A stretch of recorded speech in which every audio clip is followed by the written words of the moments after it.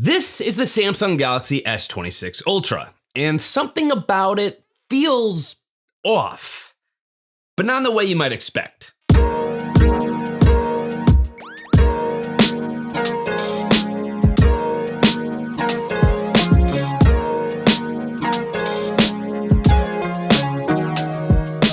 What's up, friends? I'm Brian McDuff, aka BMac, and welcome to another video. Today we are taking a look at the Samsung Galaxy S26 Ultra, and more importantly, why it feels a little off the second you start using it. First things first, I do need to give a huge thank you and a shout out to Samsung for loaning out an S26 Ultra for me to be able to check out. So Samsung, thank you. But about that off feeling I keep mentioning, that actually starts before you even turn the display on. So let's talk about design, because physically, this phone feels a little different than I thought it would. The overall core design of the S26 Ultra remains largely intact from last year's model, but with some key changes. For one thing, we are now back to an armor aluminum frame, like we had with the S23 Ultra before the Ultra lineup switched to a titanium frame. And as much as I love titanium frames, I understand that you get manufacturing cost savings, better thermal management, and lesser weight, all that by switching back to an aluminum frame. But diving in further here, the corners of the S26 Ultra are ever so slightly more rounded, which actually provides ever so slightly more rounded corners of the display itself too, but both of those things are almost unnoticeable. And the camera module now has 3 stacked lenses as part of an island, rather than all 3 lenses floating like they were in the S25 Ultra, which now matches the aesthetic of the camera module on the Z Fold 7. But we are still once again getting Corning Gorilla Armor 2 front glass and Corning Gorilla Glass Victus 2 back glass. But this time with the millimeter wave antenna actually being hidden into the frame rather than being exposed on the left side like it was with the S25 Ultra. And it's all still packaged up into an IP68 dust and water resistance rating with stereo speakers and face unlock, plus your ultrasonic under display fingerprint scanner. And for everyone who's worried about Samsung killing off the S Pen, do not worry, it is still here in the S26 Ultra, once again tucking into the device itself. It may lack the Bluetooth capabilities that the S Pen has had in the past and that we saw diminished with the S25 Ultra release, but it's still here, and it's color matched to your specific S26 Ultra color of choice. And speaking of colors, of course you do get several colors to choose from for the S26 Ultra lineup, those colors being cobalt violet, sky blue, white, and black, with silver shadow and pink gold existing as Samsung online exclusives. All in all, I gotta admit what I think is a very pretty device, but that does not yet fully explain why it feels a little off in your hand. But I just can't help to point out here that of all the Samsung devices, I think the Ultra series would probably now benefit the most from a flush camera module setup on the back of the device because of this crazy wobble. Right now, the S26 Ultra is still almost impossible to use on a flat surface while taking notes with the S Pen because of that wobble. But those are minor things. Arguably, once you start using the display, that is where that off feeling with this device becomes a lot harder to ignore, specifically on this S26 Ultra. Starting things out with the basics, the S26 Ultra display is still a 6.9-inch dynamic LTPO AMOLED 1:120Hz HDR10 Plus display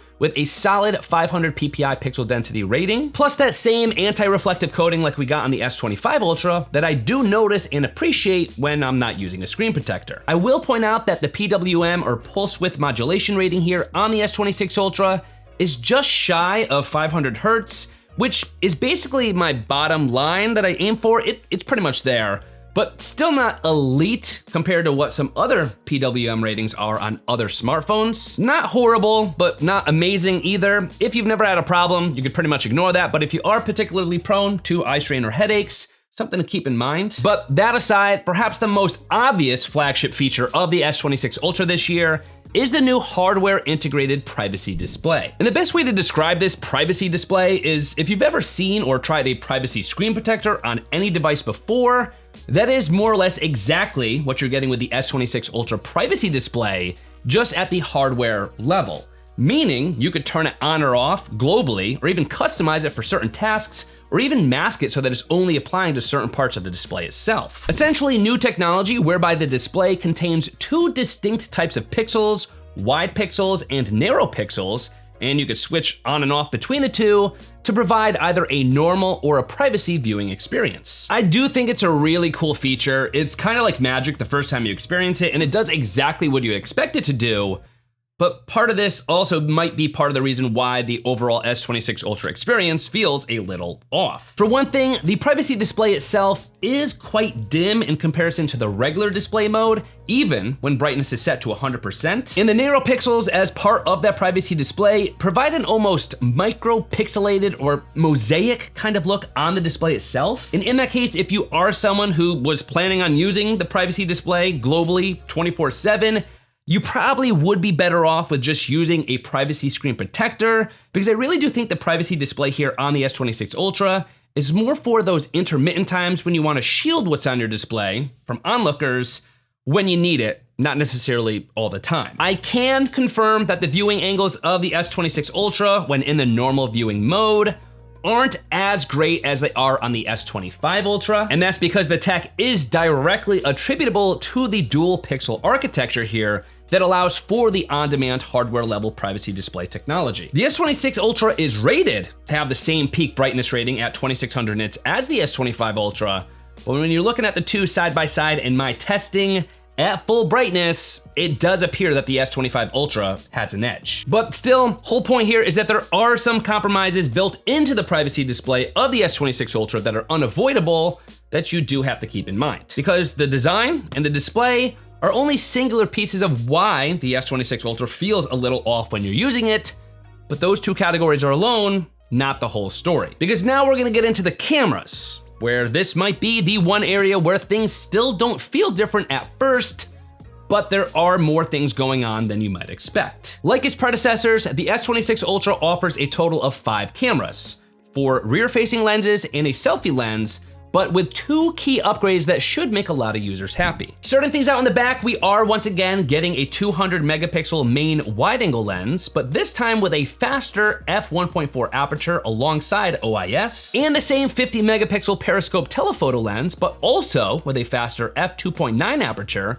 again with OIS at 5x optical zoom. There are no changes to the ultra-wide or the tele lenses. The ultra-wide still clocking in at 50 megapixels and at an f1.9 aperture. And then you do have the base tele lens still coming in at 10 megapixels with an f2.4 aperture alongside OIS at a 3x optical zoom. The selfie camera is still sitting at 12 megapixels with an f2.2 aperture, but at a slightly wider 23mm focal length equivalent, giving you a wider field of view. And in terms of video, you do get video capabilities again up to 8K 30 frames per second, or 4K 120 frames per second, or 1080p 240 frames per second for slow-mo, plus support for HDR10+ video recording. I will say it is still unfortunate to see the 3x tele lens as the weakest link in the entire lineup, with no real improvements. And it is to the point where I basically would just avoid using the 3x tele if I can, especially in low light. So hopefully we see the 3x tele getting a little love next year. But for the other lenses, I am very happy with the results, even if the changes in the camera system aren't immediately obvious when you start to use them. Things do look nicely balanced, sharp, and more than suitable for my photography and videography needs.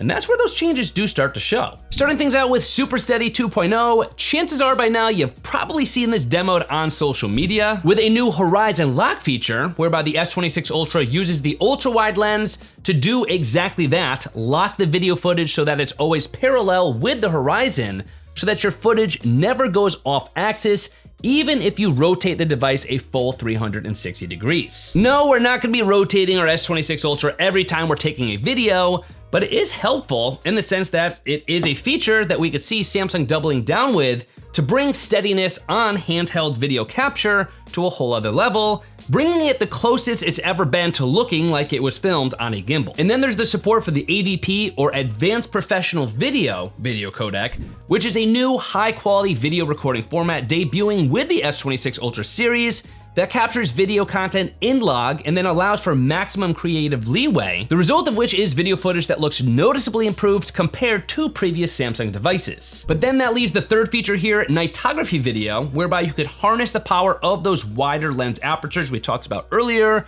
and the new chipset built into this device, which we'll talk more about in just a second, that clearly demonstrates that Samsung is pushing low light photography and videography further than ever before. The way this works in the S26 Ultra is that the ISP, or image signal processing, is more or less knowing exactly where the noise is going to appear in low light footage to be able to effectively counter that noise that would otherwise be present, the result of which is going to look much cleaner in the areas where you'd normally expect to see a lot of noise or graininess to appear. I found it to be pretty darn good and much preferred over the grainy, noisy, and otherwise unusable video that you might otherwise be left with. All in all, if you care about having a more professional workflow for photo or video, the S26 Ultra might be doing more behind the scenes than you realize, especially if you're only looking to the tech specs on paper. But now when it comes to performance on this device, this is really where that off feeling starts to shift, because it's not just about speed here, it's how the phone actually behaves. Housed within the S26 Ultra is the Snapdragon 8 Elite Gen 5 for Galaxy chipset, which Samsung is promising will provide a 19% CPU boost, a 24% GPU boost, and a 39% NPU boost. With the device also being available in 256 gig, 512 gig, or 1 terabyte storage configuration options, with 12 gigs of RAM for the 256 gig and 512 gig storage models, or 16 gigs of RAM for the 1 terabyte model, with USB 3.2 support with that USB-C port on the bottom. I've personally been testing the S26 Ultra on the 256 gig and 12 gigs of RAM model, and I have not felt limited by it. And that's to be expected. If we're being honest, I haven't really felt held back by Samsung flagship devices for several years now. And we are also getting support for Wi-Fi 7, Bluetooth 6, and support for the audio codecs SBC, AAC, aptX, LDAC, and SSC. You do still get stereo speakers on the top and bottom that get plenty loud for my needs, but where that new performance power gets put to work is with AI and processing happening more in the background than in the foreground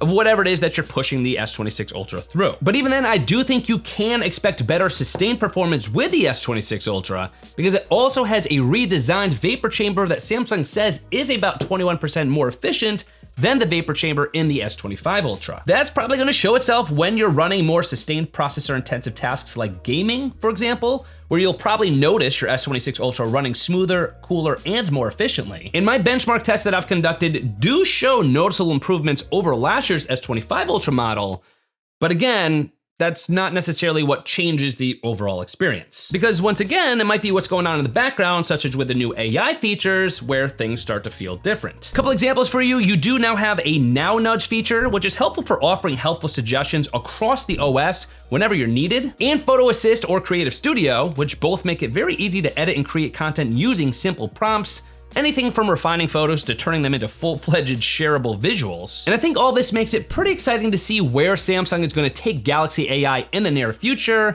as additional features roll out, but even where things stand right now with the S26 Ultra, it's been pretty awesome to see that performance power backing AI features here, which has made it a very helpful and, in my opinion, a very reliable everyday use device. And in case you're wondering, you could more or less expect the S26 Ultra to stay relevant until the year 2033, since we are getting a promised 7 years of major Android updates for the device. So performance here obviously is gonna change how the phone behaves, but that's also gonna carry over into something like battery life as well. So now let's talk about battery life on the S26 Ultra, because this is where the experience on this phone starts to shift in a way you might not immediately notice. Housed within the S26 Ultra is the same 5,000 mAh size battery as last year's S25 Ultra, but with some key charging capability upgrades. Equipped with the new 60-watt wired charging and faster 25-watt wireless charging, you can now go up to 75% battery charging wired in just 30 minutes,